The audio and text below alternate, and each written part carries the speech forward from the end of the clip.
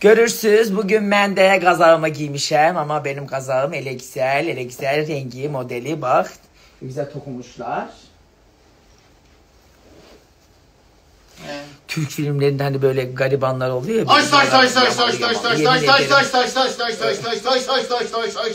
Ele bir kazak, ele bir kazak. Arkadan havlayanı tanıdınız mı? Doğancan canım arkadaşım. Şimdi Kayfaltı'ya gelirik biz. Oldu mu? Gelir miydi? Atma bak. Bacağına tükürdü. Gedirik miydi? Gedirik neydi o? Gedirik. Gedirik. Seher vakti geçendi ama biz gene de özümüze sorfa kurmaya gedirik. Men gülem gülüsün, ele hesnaman sormaz. Benim kimi güzeli, ele sevmemek o. Ne dedin? Ha? Ne dedin? Canım arkadaşım ne kadar tatlı. Bacağına tükürürüm senin. Bugün de gene maşallah kaşım kaş gözüm.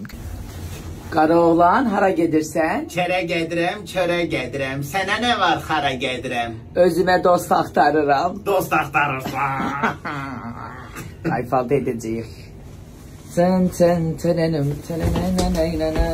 Bak bir tane kahvaltı yeri buldum. Dedim ki buraya gidelim.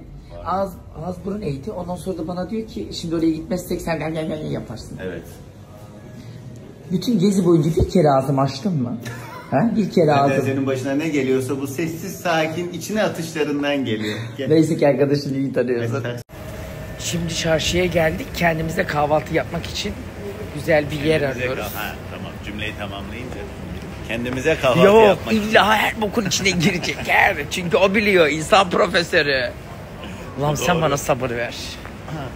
Seçtiğin yer burası Allah aşkına bu ne kahve gibi ya. Tamam da şeyde sayfada öyle görünmüyordu. Ay Allah'ım sen bana sabır ver. Bizim Taksim gibi düşünün burayı da böyle. Değil mi? Yapıları falan böyle güzel yapılar yani. Rus mimarisi. Evet genel olarak hep böyle bir şey. O mimari ağırlığı var ve her yer böyle taş bina. Ama çok güzel.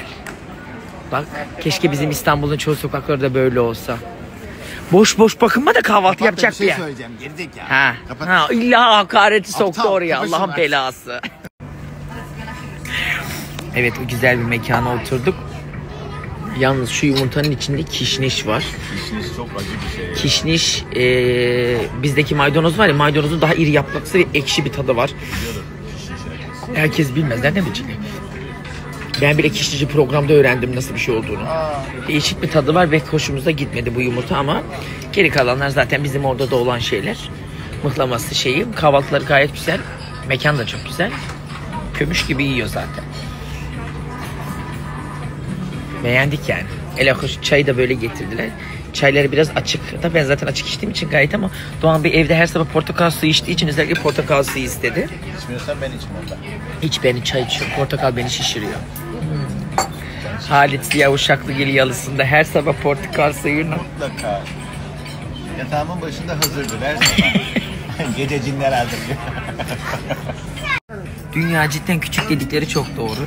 Az önce beyefendiyle bir yanıma geldi. Selamlaştık. Nerede oturuyormuş biliyor musunuz? Bizim lokal apartmanın karşı apartmanında oturuyormuş adam. Bak Maltepe'de karşılaşmadık. Ta çıktık Azerbaycan'da karşılaştık. Buraya toya gelmişler düğüne. Maltepe'mizin insanları hep böyle yurt dışı seyahatlerindedir. Biz Maltepe'liler hep severiz yurt dışı seyahat. Evet vizesiz her yere gidiyoruz. Boşver sana Allah bize. Gürcistan, Azerbaycan. Niye vizeye para verelim?